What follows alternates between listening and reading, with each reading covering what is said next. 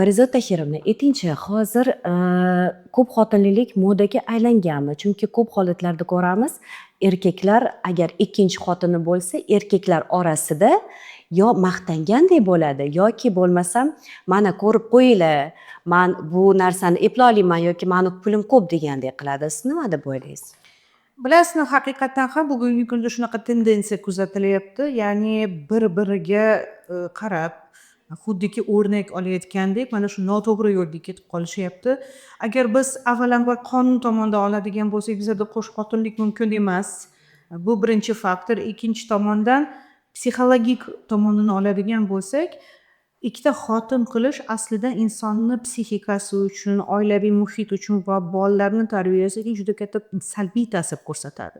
Chunki ko'p holatlarda mana erkaklar bir-biriga qarab bo'ldi men olaman, eplayman deb o'ylashadi, lekin miya shunday ishlaydi, mana odam fokusini bitta insonga qaratmasdan ko'p narsaga tarqaladigan bo'lsa, uni asablari charchashni boshlaydi, u yolg'on ko'payishni boshlaydi, istasa istamasa bu uning oilasi bilan, ya'ni ayoli bilan munosabatiga, bolalariga ta'sir qilishni boshlaydi. Boshida bu ko'rinmaydi, albatta boshida bu dopaminni hisobiga bu man qildim, hech kim bilmayapti, hammasini chiroyli qilib qo'yganman deb o'ylashadi. Lekin men qancha o'sha xiyonat bor oilalar, chunki bu xiyonat. Qanday atasak ham bu xiyonatni turi va xiyonat bo'lgan oilalarda uchinchi shaxs kelib qolgan oilalarni qancha kuzatsak, bu mana o'sha er-xotin munosabatlari uzoqlashadi, yomonlashadi va ayol shu xiyonatni ko'rgan ayol albatta asabiy, albatta o'ziga bo'lgan bahosi juda qattiq tushib ketadi. Chunki har doim muammoni o'zida qidiradi. Men qayerda noto'g'ri qildim, qayerda men yomon xotin bo'lib berdimki, meni o'rnimga boshqasini tanladi deb o'ylaydi va o'sha miyasi, asablari charchagandan keyin u nima qiladi? Bolalariga sochadi. Ya'ni bolalarini, hamma o'sha asablarini bolalariga yetkazadi, bolalari bilan urushadi va qarabsizki, o'sha oilaviy muhit juda qattiq buziladi. Bu bilasizmi, umuman pulga taalluqli emas. Ya'ni erkak o'ylaydiki, bo'ldi, men uyini, joyini, mashinasini, ro'zg'orini qilib qo'yganman, men hamma vazifamni bajarib bo'lganman. Bo'ldi. Endi faqat o'sha xuddiki qo'shxotinlik qilish bu uni qanaqadir, birinchidan bu haqiqatan ham nafs. Chunki bilasizmi, ha, to'g'ri bizni eshituvchilar hozir aytishi mumkin, bizni dinimizda bor-ku deb aytiladi, lekin shuni ham unutishadi. Birinchidan biz demokratik xalqda, davlatda yashayapmiz va qonunimizda mumkin emas. Diniy tomondan oladigan bo'lsak ham, men qancha oilalarni eshitayotgan bo'lsam, uni amallarini qilishmaydi. Ya'ni ham ko'p holatlarda 99% hammasi yolg'on. Ya'ni yashirincha.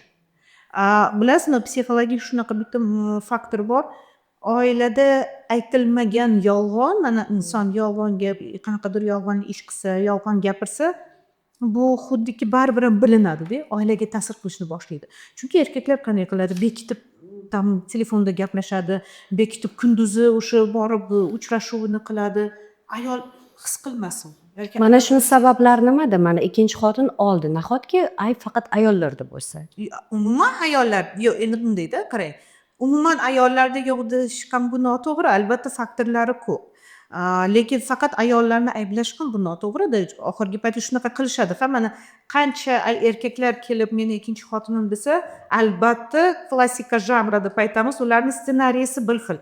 Xotinim kasal, xotinim men bilan yaxshi yotmaydi, xotinim mehr bermaydi va hokazolar, oxiri yo'q shikoyatlar aslida. Mana shu yerda ular o'zini oqlashi kerak-ku, psixikasiga bu narsa kerak-da, chunki bu bosim-ku, o'zi ham tushunib turibdi yolg'on gapirayotganini. Bosim bo'lgandan keyin albatta o'ylaydiki, endi xotinimni qancha ichimda yomonlasa, shuncha oqlayapman bu yerdagi ishimda. Yo'q, bu albatta avvalambor nafs, avvalambor irodani zaifligi. Chunki bilasizmi, vafodor bo'lish, oilaviy munosabatlarga vafodor bo'lish, ayol tomonidan ham, erkak tomonidan bu juda kuchli irodani ko'rsatkichi.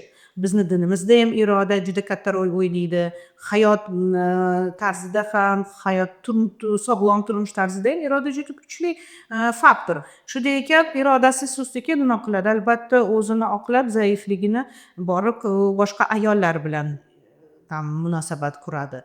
Bu birinchi faktorda, ya'ni irodani zaifligi. Ikkinchi faktor, ha, oilaviy munosabatlar ham bo'lishi mumkin. Haqiqatdan ham ko'p holatlarda ayollar endi bolalari bilan charchaydi, uy ishlari ko'p, asabiylashadi va jinsiy aloqaga kelganda erkakni to'laqona ehtiyojini bajarishmaydi.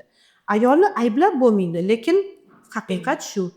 Kechasi charchaydi, yotadi, erkak esa ehtiyoji qondirilmagan.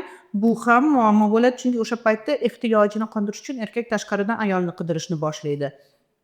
Uchinchi faktor bu oilaviy munosabatlarda ota-onalarni qo'shilishi, ya'ni uchinchi shaxslarni qo'shilishida, ya'ni bosim kuchli, boshqa bo'lgandan keyin albatta oiladagi janjallar, erkakni mana shu oiladagi muhit, janjalli muhit charchatadi. Erkak ko'chada borib ishlaydi, pul topadi, u ko'chada ham charchab kelyapti. Uyda dam oladigan muhiti yo'q. Albatta o'ziga qanaqadir uchinchi shaxsni topadi, o'sha ayolni o'sha yerda men dam olib kelyapman deydi. To'rtinchi faktor bu albatta ijtimoiy o'sha moda degan siz aytgan moda gaplar albatta bir-biriga qarab xuddiki bir-biri bilan raqobatlashadi. Erkaklar umuman olganda psixologik tomondan ovchi jangchilar va raqobatlashish ularni qonida. Chunki testosteron shunday ishlaydi, qani kim zo'r degandekda. Bu bir tarafdan yaxshi, chunki mana shu testosteron orqali ular hayotdagi o'sha omadli ekanligini isbotlashadi va hammani oldida o'tirib manda ham bir nechtasi bor, unday qilaman deganda xuddiki mana men sizlardan qolib ketmayapman deganda. Bu tendensiya bugungi kunda juda ko'p kuzatilyapti. Ya'ni boshqalardan qolib ketmaslik. Lekin qancha ko'p ayniqsa mana shu birovlarga isbotlash zo'rligini birovlarga ko'rsatib qo'yishsa agar aynan shu faktordan keyin juda battar charchab qolishadi, chunki eplolmay qolishadi. Buni eplash imkonsiz. Toki mana o'sha biz yana diniy tomondan oladigan bo'lsak, ayolning oldiga kelib mana men ikkinchi xotin qilmoqchiman deb rozilik olsada. Lekin bilasizmi, psixologik tomonda hech bir ayol bunga rozilik bermaydi va bu to'g'ri. Psixika uchun bu to'g'ri, chunki har bitta ayolning maqsadi bu yagona bo'lish. Yagona bo'lish, oilaviy qadriyatlarni o'sha bitta bo'lib, er-xotin bo'lib, o'sha oilani rivojlantirish imkonsiz. Ya'ni xotinlik psixologik tomondan ham, ijtimoiy tomondan oladigan bo'lsak agar har tomonlama bu imkonsiz va bu yerda yana bitta narsa qo'shgan bo'lardim, fiziologik tomondan ham. Erkak 20 yoshgacha kuchli, testosteroni baland, aytaylik jinsiy konstitutsiyasi juda baland bo'lgan erkaklarda kuniga bir necha marta jinsiy aloqa qilgisi keladi va ayoli bu ehtiyojni qondirmaydi. Bu 30 yoshdan keyin istasa istamasa baribir fiziologik tomonda ham charchaydi, chunki kuni bilan ishlash kerak, keyin o'sha ikkinchi xotiniga ham munosabat qilishi kerak. Qanday munosabat ekanligingizni biz siz bilan tushunyapsiz. Bu erkak o'sha paytda jinsiy aloqa paytida juda ko'p kuch sarflaydi. Uyga kelganda charchaydi. Har tomonlama bu salbiy ta'sir ko'rsatadi. Hech qanaqasiga buni oqlab ham bo'lmaydi, buni tavsiya qilish ham noto'g'ri.